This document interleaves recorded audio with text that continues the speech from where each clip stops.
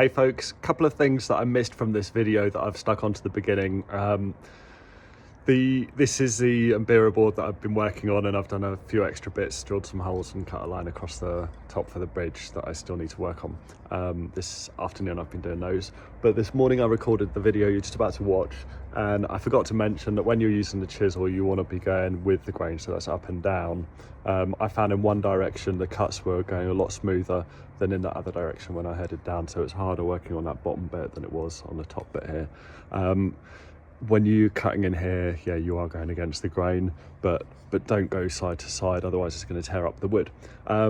Also, there's a bit in the middle of the video where I went to demonstrate some chisel using techniques, and the bit of wood that I had was, the grain was completely different to this. My chisel was blunt and the table that I was working on wasn't secure, so there's some choppy editing in there where I removed the bits that you really don't want to see, but you can check out some other videos for chisel technique if you want some more advice on that. And there was one other thing. Oh, the bed of the Mbira. I mentioned that I was going to say in the video why the bed is sunken, why we've got that, and I think it's so that you can get your fingers underneath the keys and pluck upwards on the right hand side. It's giving you space to do that, otherwise you'd have to have the keys a lot higher so that you could reach underneath. And also there's a video that I've just uploaded recently, the first in the 12 days of Mbira video series, Forwards Gonomombe Rarume. You'll hear some clicking, and that's his left thumb hitting the Mbira board after striking the keys on the left hand side, and that bed is sunken. So yeah, the more sunken it is, the less restricted your right finger is going to be, and the less chance there's going to be of your left thumb striking the board.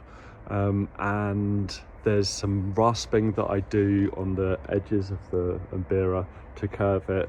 I show that later on in the video. I mention it early in the video, but yeah, I do it later on, so I'll give you a nice example of that. The video covers all sorts of things that you're going to need to know to get to this stage. Loads of useful tips, things that I would do differently, and all the equipment that you'll need. So enjoy. Hey folks, Andy here. Welcome to my Mbira making video series. I finished this yesterday and I decided, I'm going to start sharing the journey of making my first Mbira. And it's a shame that I hadn't made a video while I was making this one. So today's a kind of catch up. I'm going to introduce all of the different bits and pieces that I used to help me get to this point, so that you're not behind, and my kind of thinking, like what size to make it, what this bit's for, why we dig out the body of it, and different tools that I've used and things that I would do differently next time. So first up, we need to have a look at the size that we're making. The size of board. I'm hoping to make a Nemakonde tuning. This is one by Leonard Chianike, and I got this piece of wood from Tute Chigamba when I was in Zimbabwe, and it was wide enough that I could get a piece the same width as this one, but it's not as tall. However, I've got another Mbira here that is exactly the same height as I've made, and I'm quite comfortable playing this, so I'm hoping that I can keep it this height and the same width as that and still get something that's comfortable to play. There might be some iteration as I'm making it. I might even change the tuning that I'm making when I realise that it's difficult making the keys like that. So we've got different widths and different heights of different Mbiras, and the width is really important because you're going to be getting all of these keys pushed in through these gaps. And if the gaps end up being too narrow, if you haven't got enough width along here, you're not going to be able to get all the Mbiras in. All of the keys in. So I've got the same width as this one. I'm thinking that if you're going to be making your first Mbira, it's going to be a good idea to copy something you've already got, rather than trying to make these calculations from scratch and have to make too many sort of adjustments to your original plan while you're making the instrument. So I've got that width, and it is, where are we, 19 centimetres. I've got Mbiras that are down to sort of 18 centimetres, What's this one here? 18 and a little bit. And the high tuning, the Katzenzara, that was narrower still, but 18, 19, that's sort of fairly typical. 18 and 3 or 4, and then, oh, this is 19 and 4, this one's 19, so yeah, I'm even wider here, so that's going to give me some freedom, getting the spacing right and getting the keys in. So that's sort of how I came up with the size, the width and height dimensions of this one, matching the width and not going beneath the height of an existing instrument that I'm already comfortable with. Then it's just a matter of sawing down, sawing and sawing, and you want to use a ruler like this so you can get right angles, and don't trick yourself by getting a right angle here and then getting a right angle over here. You want to follow all the way around each corner, so that they're all right angles. Don't just do two corners, so go like, oh, I'm assuming this edge is parallel with this edge already. You might be making a mistake doing that, so check all of them, and then once you've got the body cut out and it's all right angles here, then you can curve the corners. So back face, you want to do that so that it's comfortable reaching your hands around this edge that you're grabbing is going to be rounded. Different makers are rounding them more than others. Some even round this bottom edge here, but I found that if you do that, then when you try and put your Mbira in the Deze, in the gourd amplifier, if you round the bottom edge, it's going to slip out more often than if you've got something flat and straight here that's going to be able to grab onto the body of the Deze. So yeah, I advise against rounding off that bottom edge. Then I've marked out a square here again using this one to get the right angles. I drew in pencil, and we can do that. I'll just show you on a piece of wood that I'm going to show you the technique with the chisels, and talk about chisel sharpening, and then also in a second sanding and that to get the wood really smart. Just before we move on, I've made this Z-shaped object, plywood, wood at the top and at the bottom on the opposite faces. I've screwed it in, and then you want to grind off any tips of screw heads that are coming out here, because they're going to be touching and scratching whatever's underneath. One adjustment that I'd make to this, and it's essential really that you have one of these, so that when you're working you can use the bottom face, this bottom bit of wood, to grab against your table or workbench. I have been using a workbench, but this is more comfortable for me for this video because I'm sat on a chair that's the right height. It means that when you're doing all of your work, chiseling away from yourself, that force pushing away against this is pushing onto that, which is stable on the ground. So you're going to be not chasing this around a free surface and having to hold the far edge and risk slipping and chiseling into yourself, which is, if you sharpen the way that I show you in a second, going to be quite dangerous for you. So we need one of these. Didn't take a minute to make, and I felt that it was good practice using the saws just to get myself comfortable cutting straight lines before I started cutting this one. So yeah, that's a good sort of mini project, making one of these before you start carving your precious bit of wood. One thing that I would have done differently, and that I'm going to do next time, is get something soft and pop it on here, because and quite thin as well. We don't want too much cushioning, because otherwise the body of the wood is going to be moving around too much. But having something this sort of thickness, it's just a bit of foam. I think like leather would be quite a posh and expensive option, but that could be really smart if you want to make yourself a nice one of these Z-shaped boards. They've probably got a name, but I'll just call it a Z-shaped board. yeah, just thin enough so that it gives some cushioning, so that with each sort of impact and every bit of work that you're doing, you're not forcing the body into crumbs and dust and scratching the back face. This is scratched up a little bit, but I'm going to sand it and get it smarter. So that's something that I would do differently. And possibly at the top edge here have something. So that's something I'm going to change. Let's get this bit of wood over here. So imagine that this was this board, and we want to mark out the shape that we're going to cut out. So you use the body of this up against the face of that the wood there. Draw your line, and same here.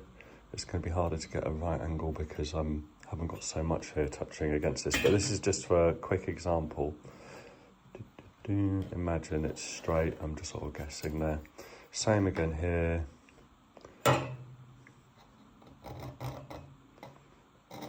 And same again. Oh, my pencil lead has slipped. And then we're going to have a look at the chiseling technique, just to show you a couple of things that you need to think about while you're doing that work. We want the top edge of the piece of wood that you're working on touching here, and the bottom edge touching here, so that this isn't going to slip around. You use the chisel. It's got a flat face and a rounded face. You want the flat face for marking the where your lines are. I suggest coming in just ever so slightly, maybe 1 millimetre inside each of your lines, and then you can just knock downwards. So I've marked there now. If you have a look closely, you can see that the pencil line's a little bit higher. So this means that when I'm going to be coming in, chiseling, I'm not going to end up, as I have done here, with, I haven't got too many, but there's some scarring, some bruising as I've slipped into that edge. If you're fussy and you want to prevent that, then do your chisel marking a little bit in from the bit of the line that you've drawn, and on here, because this chisel is wider than the space that I've marked out with pencil, it's gone over a little bit there. We'll do the same flat face on the bit of wood that you want to keep, and rounded face on the bit of wood that you're going to be losing. And you'll notice after I've done this that the chisel marks are just inside the pencil line on both edges there, and that's something that you're going to want to do if you want to prevent that bruising later. I'll go down here just a little bit. I'm just going to carve out and show you a couple of techniques. So go down, you can pop the corner in to where you've already cut, follow down, staying just inside the pencil line. Check this is vertical, and I've got my big mallet here. Great. So there's a couple of techniques we can use to get rid of the wood that we're wanting to lose. You always want to be going away from yourself. Don't trick yourself and think, oh, I'm just going to tidy up this little bit here and push in. At this angle that my body's at right now, it's really awkward, so I'm going to have less control over what I'm doing. I'm more likely to slip and then injure myself. If you're in this position here, with your weight over the chisel and it's going away from you, you've got more control, and if you do have an accident, yes, you might damage your wood, but you're not going to damage yourself. Don't even hold up here to steady things and start doing some work. Always have your flesh behind the tip of the chisel. You want your chisel really sharp. I'll show you how to do that in a second, but we've got a couple of techniques. You can either slide the chisel by hand, or you can take the chisel this way up. use the hammer mallet coming in at a slightly higher angle than the, see how this bit's angled here? Eventually, after you go in, you're going to then bring the chisel so that this angle here is horizontal, and then with each impact on this end, it's just going to slide the chisel along this horizontal edge, so you get a horizontal cut along and also I don't think you want to be using this style of chisel for removing the bulk of the material. This is what I used because the toolbox here that I found was full of chisels that are really rusty, and it took me quite a while to get this one chisel in working order. But I think these sort of rounded ones are better for the removal of greater amounts of wood, and this one's better for sort of finishing off and yeah, getting this sort of finer work. Excellent. So you've got those two techniques, pushing and then hammering. Good stuff. And we're aware that you don't want to come too close to the edge. One, because you might tear the wood like we have here, and two, so that when you get to this end, you don't end up with too much bruising in the face of the wood that you're keeping. Once you have got to this sort of stage, you can come around the edge and slide the chisel up against it, and you'll neaten it up. You can come in here, flat face against the wood that you're keeping, and that sort of neatens things up all the way around here. So what's this bit all about? We need to get one of these tongues inside underneath the keys, so that this bridge, that we're going to craft sits across the instrument, is held in place here and here,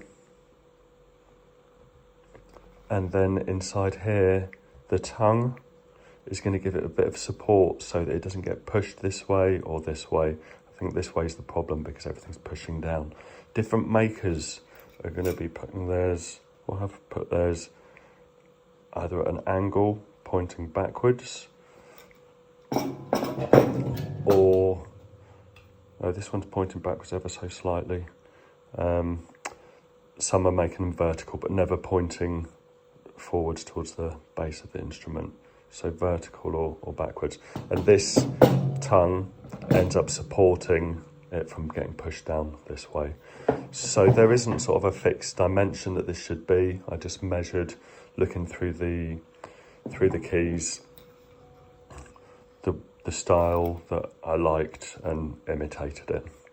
And I used the chisel just to cut upwards. I had to come in down here, flat face outwards against the wood you want to keep, and then down in here.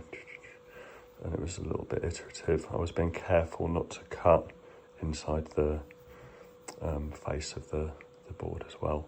So the chisel, like I said, was really rusty, and I watched quite a few videos on YouTube to see what it was I ought to be doing to prepare the chisel. Don't know if you can see the light catching this tip here. Can you see it's shinier just towards the end? One of the videos that I watched, this guy showed that you can take either one of these whetstones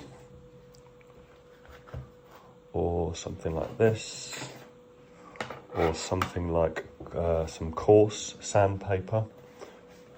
This isn't coarse, but I'll just pop it there as an example.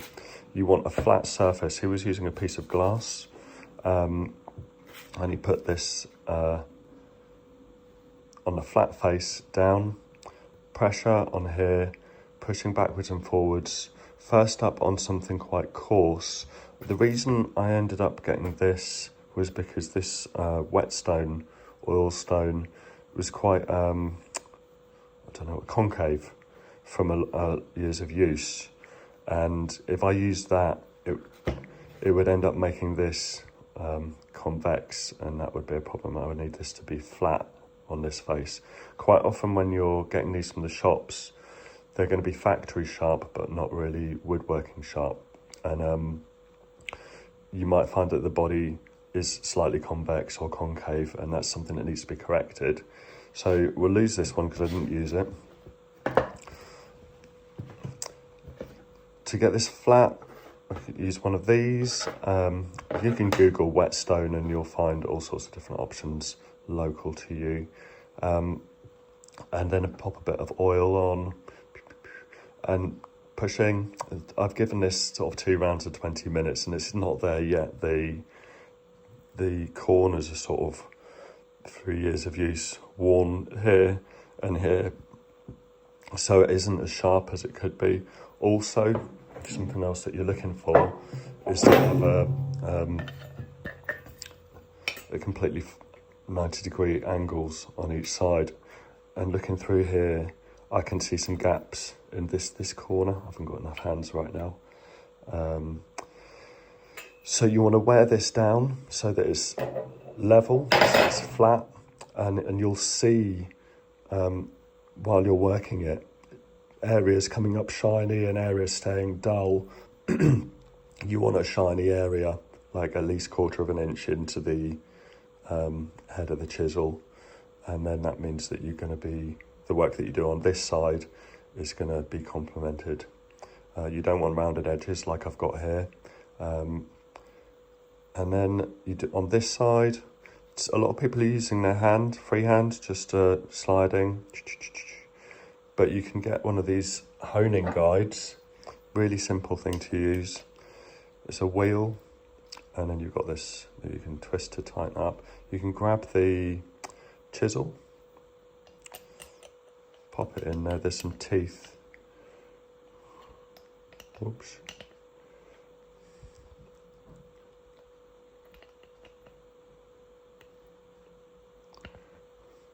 And you'll find there's a position that you can put this in where the angle that it sits is going to be the same as this angle here. And you do exactly the same, but sliding backwards towards you. And eventually, if you've made this flat, the work that you do on this side is going to be repeating and repeating. It's going to make this flat coming in at right angles, so the corners here are right angles, and you'll end up with a very square tip, which is what you want. Once you're in that position from something coarse, then you can move on to something less coarse. Eventually, I think that's going to take the most work if you've got something that's really out of shape. And then eventually, after going down through coarseness down to sort of 400 grit sandpaper, you can then do your final bit of stropping on a piece of leather or a piece of wood, some people are using. And this stuff, Autosol, I've used it in another video for cleaning Mbira. So if you're cleaning Mbira and planning on making Mbira, then this is going to be some handy stuff to have. Pop a little bit of that on there and sliding towards yourself so that this stays flat. We do that for a bit, like 15 or 20 passes, and then the same here, 15 or 20 passes, and that's going to finish the chisel off so it's ready and really nice and sharp. And you want to do this bit after and between every hour of woodwork that you've been doing. So yeah, you need to get something like this. Everything that I've got on the table, in fact, is something that you need. Mbiras for your dimensions, one of these essential, one of these for getting all your corners square, 3 or 4 different grades for your sharpening. Hammer, mallet, probably one of those curved chisels. What size is this one that I've used? 1.25 inches. And that's seen me through this process. Some padding here I suggest for popping on your Z-shaped board. Not one of those because it's worn. And then there's only a couple of things left. I did show you this one for rounding off the back edges. Oh, I'll just show you using that on here.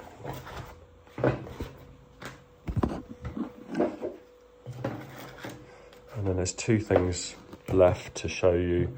One is the linseed oil and the other is my sanding block.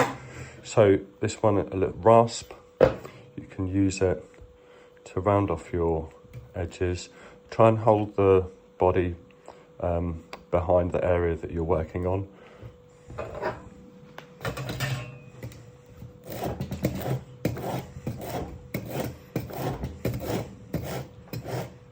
So I'm working and moving around so I get an even curve. What you might like to do before you start doing this kind of thing is with your pencil draw what you're aiming to achieve on this end and on this end so that you match up consistently all the way down. The likelihood is your pressure is going to get more intense as you reach the end, and you're going to end up having a lot of this worn off and this not so high. So this sort of pencil mark will be a good guide to see how close you're getting.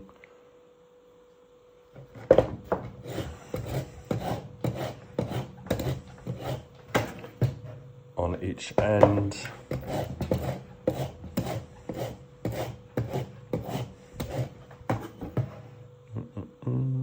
Closer, just a tiny bit left.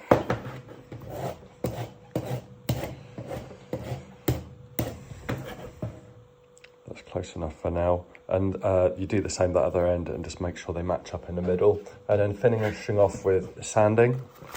This sandpaper is 120 grit, and I got a nicer finish on the wood than I did with this 400 grit. Maybe because this is meant to be wet and dry sandpaper, I don't know. But I'll experiment with different sandpapers.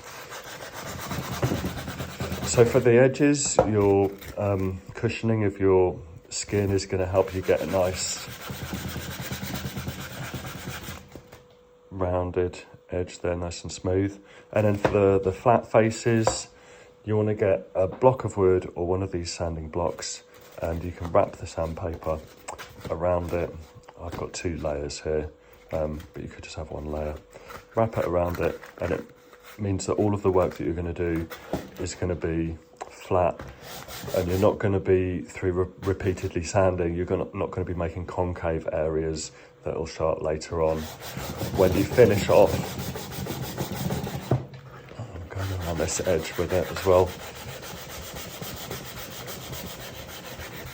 Yeah, you won't end up with any concave areas that show up more when you finish off with some linseed oil or something similar. So just see what happens to the wood. I'll put a little bit of that. Some people are using lint-free cloths, but I'm not sure that's really necessary. I haven't given this the best sand, but look how the wood sort of lights up.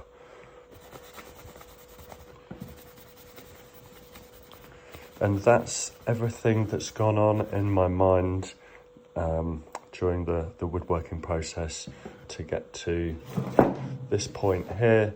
Today, I'm going to be drilling the holes. Oh, I did have that problem I mentioned in the last video where I used an electric planer and unfortunately skidded off and gouged out this big section. I really wanted to make this using hand tools, and I'm annoyed that I used something electric. I wanted to sort of be as close to traditional Mbira making as I could, and that's one reason. Another reason why I'm hoping to make the pressure bar with this style, and wire tuned rather than bolt tuned. So I've already made a start at hammering some metal for this pressure bar. There's some problems with it I'll talk about in another video that I need to correct today, and I'm going to be drilling the holes for that, cutting the line across to get the supporting bar through the bridge, sorry, and cutting. I'm going to use copper for this piece, and I've got some wire. I'm not sure if it's right, but we'll give it a go in the next video. So yeah, today's woodwork, and then the next video is going to be metal work, or the beginnings of metal work, and we'll see how I get on. Thanks very much. I hope this was helpful for someone out there. Cheers.